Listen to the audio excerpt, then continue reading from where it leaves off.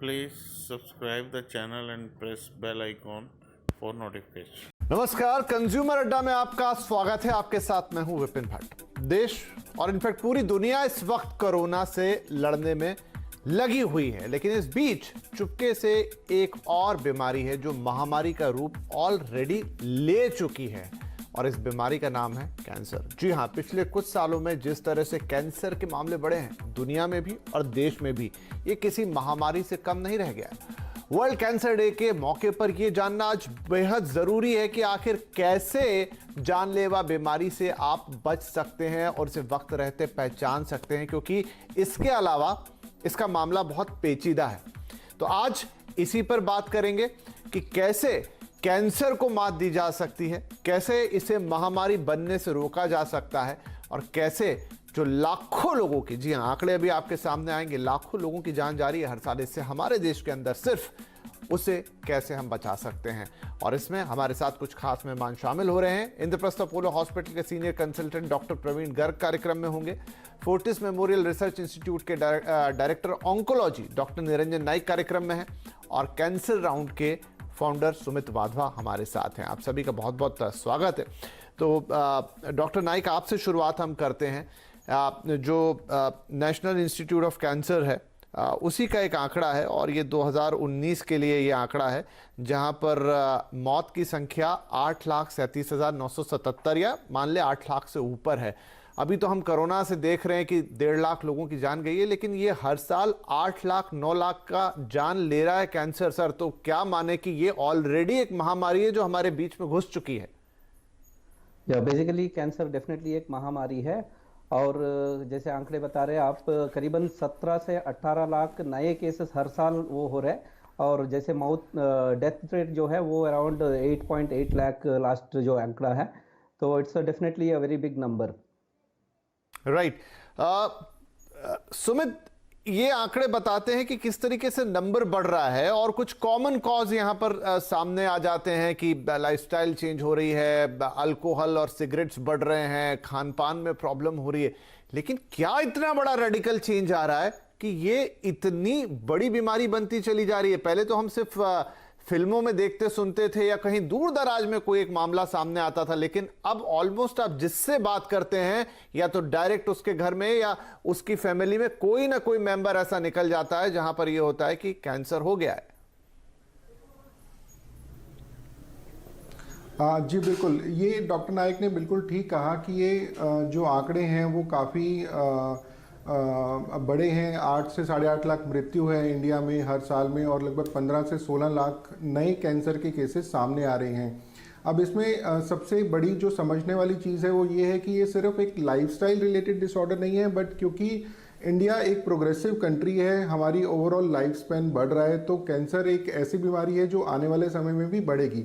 लेकिन मेरा ये मानना है कि Please subscribe the channel and press bell icon for notification. Cancer से आज के दिन में हमें डरने की ज़रूरत नहीं है। अगर हम कैंसर से सही समय पे लड़ के सही समय पे डायग्नोसिस करा के, अगर हम डायग्नोसिस को डिले ना करें, तो हम अभी भी इससे काफ़ी हद तक जीत सकते हैं। राइट। नहीं, हम उस पर पूरी चर्चा करेंगे कि आप कैसे, क्योंकि आज बताने का पर्पस यही है ना कि डराना है, बल्कि ये बताना है कि कैसे आप कैंसर पे भी विजय पाएंगे। डॉक्टर गर्ग जुड़ गए हमारे साथ। डॉक्टर गर्ग, एक जो आम ऑब्जर्वेशन है उसमें यह देखने को मिल रहा है कि कैंसर के जो बढ़े हुए मामले वो यंग एडल्ट्स में बहुत ज्यादा हो रहे हैं। हम समझ सकते हैं कि एक उम्र हो जाएगी जहां पर आपका शरीर वो लड़ने के लिए तैयार नहीं है, आपने थ्रू आउट लाइफ उसे या तो तंबाकू से अब्यूज किया है या किसी और चीज से अब्यूज किया है, लेकिन यंग एडल्ट्स में और ऐसे भी केसेस पता लग रहे हैं जहां पर तो लोग किसी व्यसन को करते ही नहीं है।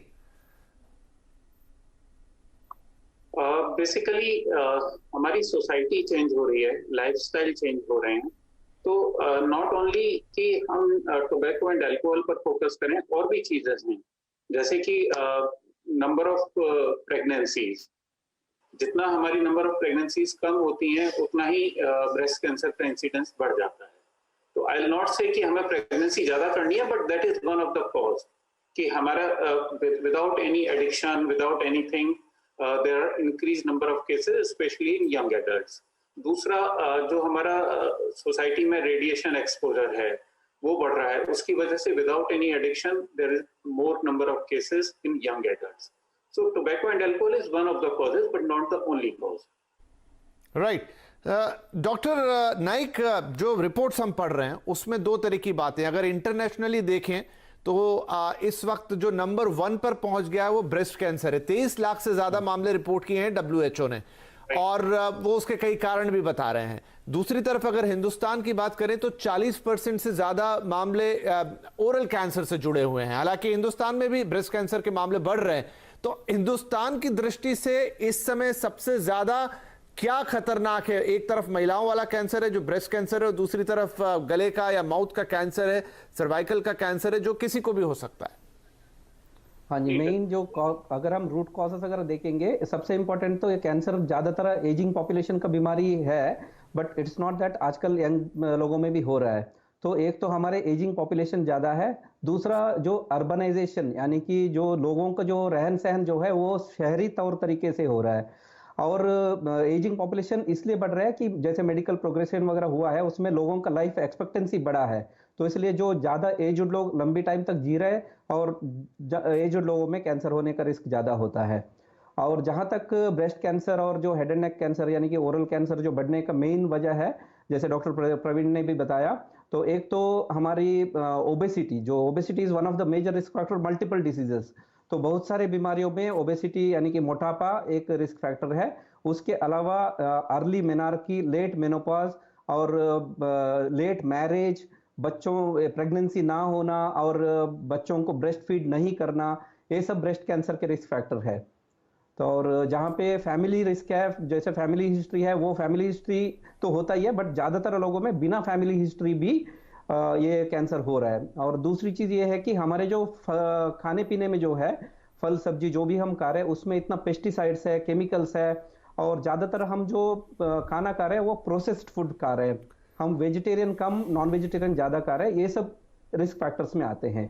राइट। डॉक्टर गर्ग, मैं जब सारी रिपोर्ट्स पढ़ रहा था तो चाहे वो आपका माउथ कैंसर हो, चाहे वो आपका लंग कैंसर हो, चाहे इनफैक्ट वो ब्रेस्ट कैंसर हो या कॉलन कैंसर भी हो, किसी भी ज्यादातर कैंसर्स में जो 2-3 रूट कॉज निकल कर आ रहे हैं उसमें एक मोटापा, वजन का ज्यादा होना शामिल है, अल्कोहल शामिल है और टोबैको शामिल है। क्या ये 3 चीजें वाकई में आपको कैंसर की तरफ धकेल सकती हैं अगर इनका ओवरडोज हो जाए?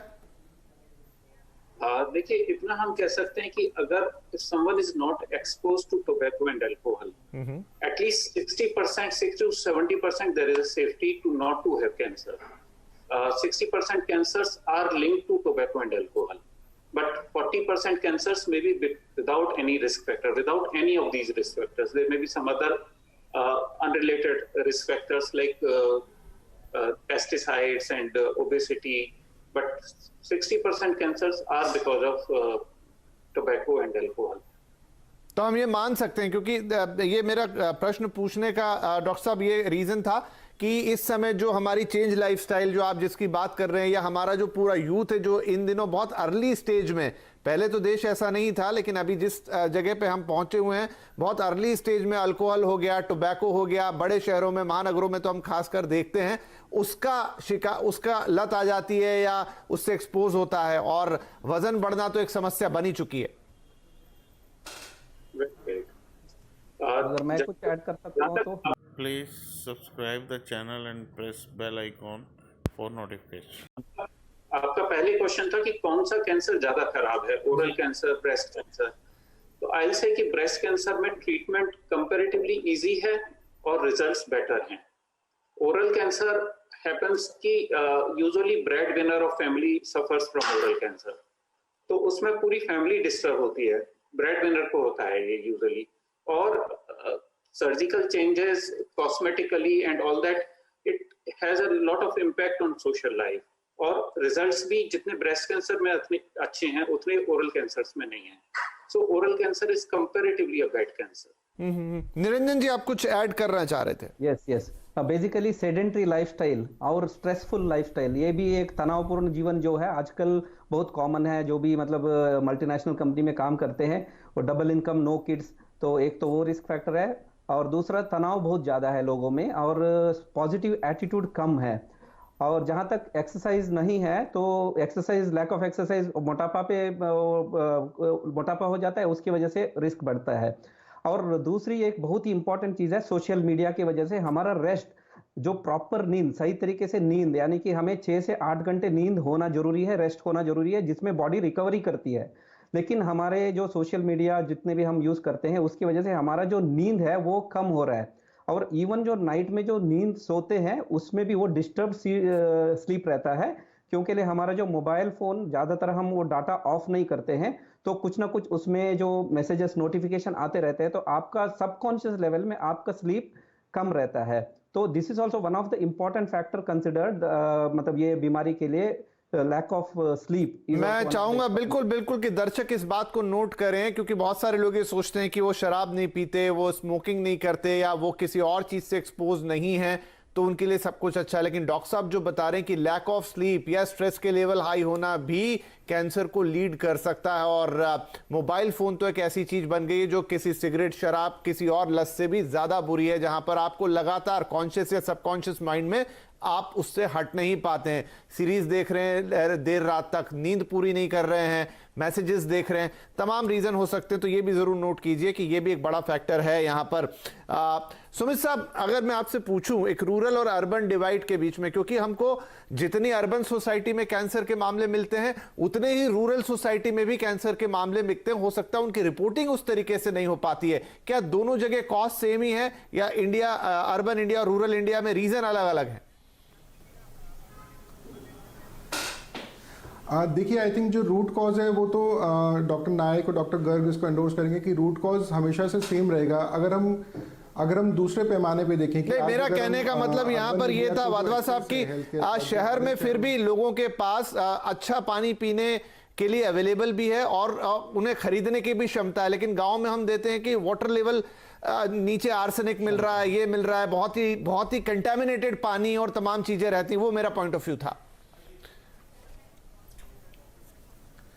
बिल्कुल, तो पेस्टिसाइड से तो कैंसर को बहुत क्लोजली जोड़ा गया है। वो एक अपने आप में एक रिसर्च उसके ऊपर बहुत सारा किया गया है, और बहुत सारे ऐसे जोग्राफिकल एरियाज हैं जहाँ पे सिर्फ पेस्टिसाइड रिलेटेड स्पेसिफिक कैंसर्स हैं। और ये बात अब कोई छुपी नहीं है कि पेस्टिसाइड एक बहुत मेजर कंट्रीब्यूटर है कैंसर की प्रेवलेंस के लिए। तो अगर आप देखेंगे कि ज्योग्राफिकली हमें मालूम है कि पंजाब में कैंसर का प्रेवलेंस ज़्यादा है, तो ये एक बहुत ही आम बात है। और एक ये बात को प्रूव कर दिया गया है रिसर्च से कि पेस्टिसाइड और जो अंडर वाटर में आर्सेनिक और बाकी हमें केमिकल्स मिलते हैं, उसकी वजह से over a period of time cancer होने का खतरा बढ़ जाता है।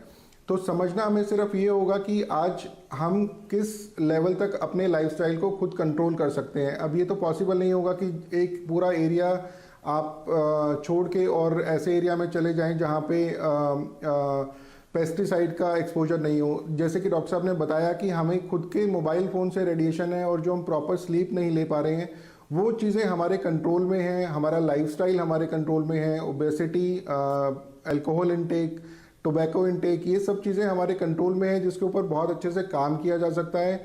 बहुत सारी ऐसी चीज़ें हैं। Please subscribe the channel and press bell icon for notification, जिसके ऊपर अभी गवर्नमेंट ऑफ इंडिया भी काम कर रही है अवेयरनेस के लिए। कैंसर राउंड जैसा स्टार्टअप हमारा काम कर रहा है। फॉर एग्जांपल, बहुत सारे स्मोकर्स हैं जिन्हें कभी ये नहीं पता था कि ओरल कैंसर का भी एक सेल्फ एग्जामिनेशन का WHO लेड गाइडलाइंस हैं।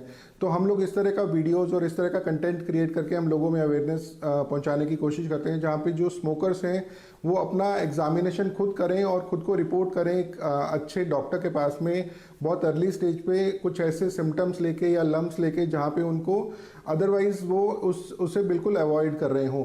तो ये पूरा इकोसिस्टम को हमें धीरे धीरे इम्प्रोवाइज करना है, सो दैट जो कैंसर से रिलेटेड डेथ्स हैं या जो कैंसर से रिलेटेड मॉर्बिडिटी है उसको हम कंट्रोल कर पाएं। राइट, बिल्कुल बिल्कुल। तो ये अर्ली डिटेक्शन तो कैंसर का सबसे बड़ा इलाज है। इलाज तो बाद में होगा, लेकिन अगर वो अर्ली डिटेक्ट हो गया तो वही अपने आप में सबसे बड़ा इलाज है, जहां पर मरीज के बचने की संभावना कई गुना ज्यादा होती है। तो एक छोटा सा ब्रेक लेते हैं, और ब्रेक के बाद ये इंपॉर्टेंट बात करेंगे कि चाहे वो सेल्फ डिटेक्शन हो या किसी रिपोर्ट के थ्रू आपको पता लगे, क्या करना चाहिए आपको? अगर आपको थोड़ा भी अंदेशा है, आप चाहते हैं कि आप सिर्फ मेंटल पीस चाहते हैं कि इंश्योर कर लिया जाए कि मेरे साथ कोई दिक्कत नहीं है, वो क्या तरीके होंगे, चाहे घर में चाहे रिपोर्ट्स के थ्रू, जिससे आप अर्ली डिटेक्शन की तरफ बढ़ेंगे? एक छोटा सा ब्रेक ले रहे हैं, तुरंत हाजिर होंगे और ये इंपॉर्टेंट बात करेंगे।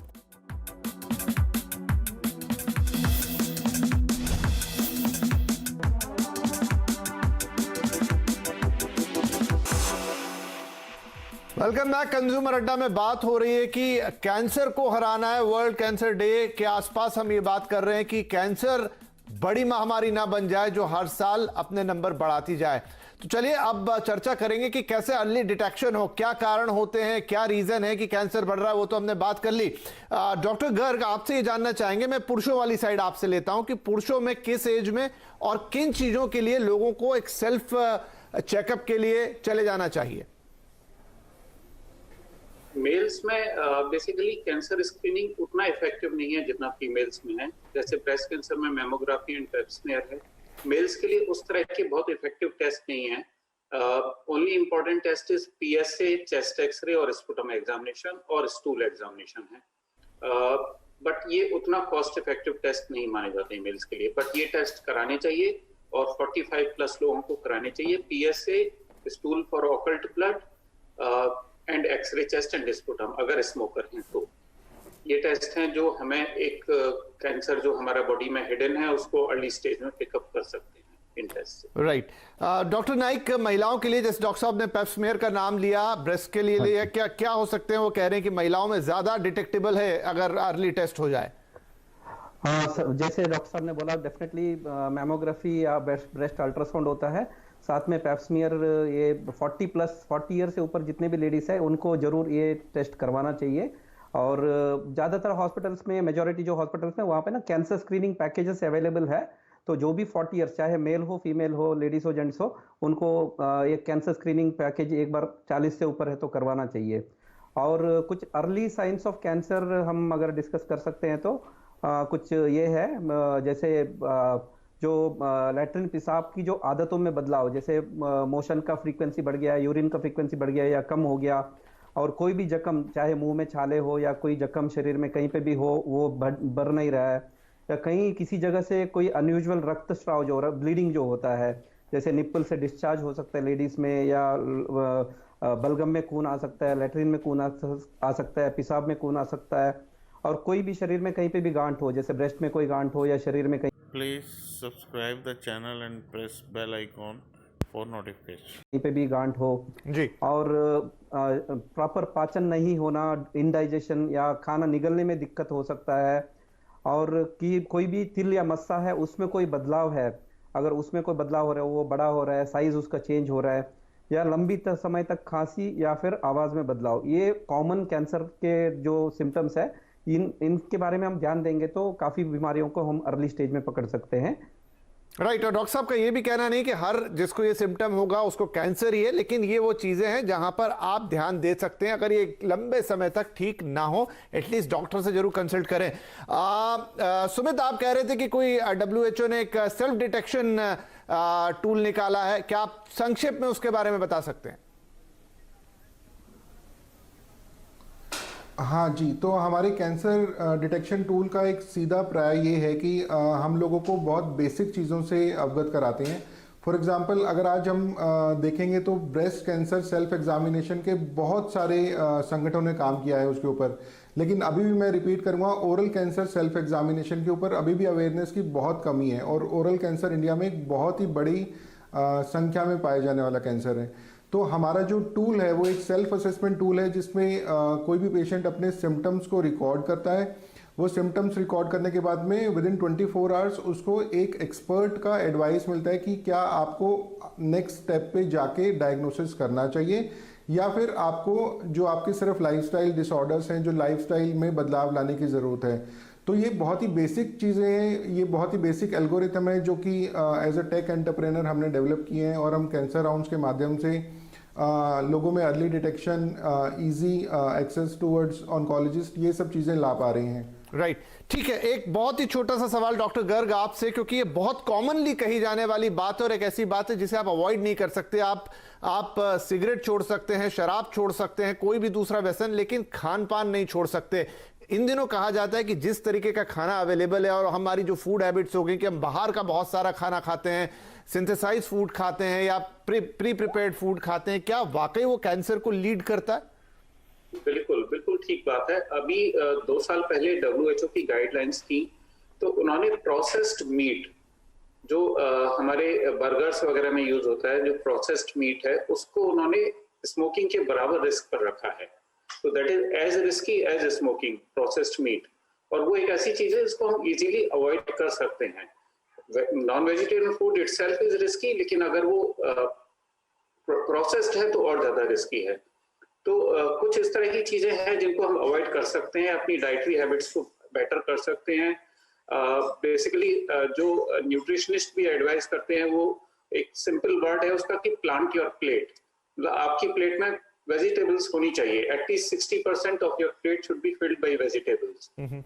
तो that is a good habit. Right, तो बाहर का खाना जो कुछ एक पर्टिकुलर चीजें हैं वो तो है, लेकिन ये तो यूं भी कहा जाता है कि बहुत ज्यादा प्रोसेस फूड से बचे, जंक फूड से बचे, क्योंकि आप ध्यान रखिए डायरेक्टली नहीं लेकिन मोटापा एक बड़ा रीजन निकल कर आ रहा है कैंसर के लिए। और जंक जितना खाएंगे, प्रोसेस फूड जितना खाएंगे, मोटापे की समस्या उतनी बढ़ेगी। हम उम्मीद करते हैं कि कैंसर से लड़ने के लिए अवेयरनेस बहुत बड़ा एक टूल है। आज जितनी भी बातें हुई हैं मोटे तौर पे हुई हैं, लेकिन हमारे डॉक्टर पैनल्स और आज सुमित भी हमारे साथ थे, उन्होंने जो भी बातें आपसे कही हैं उनका आप ध्यान रखेंगे। घबराना नहीं है, कोई नेगेटिव थॉट नहीं लाना है, लेकिन विजिल रहना है, ध्यान रखना है और दूसरों में भी अवेयरनेस पहुंचानी है और कैंसर को हराना। आप सभी लोगों का इस कार्यक्रम में शामिल होने के लिए बहुत शुक्रिया। नमस्कार।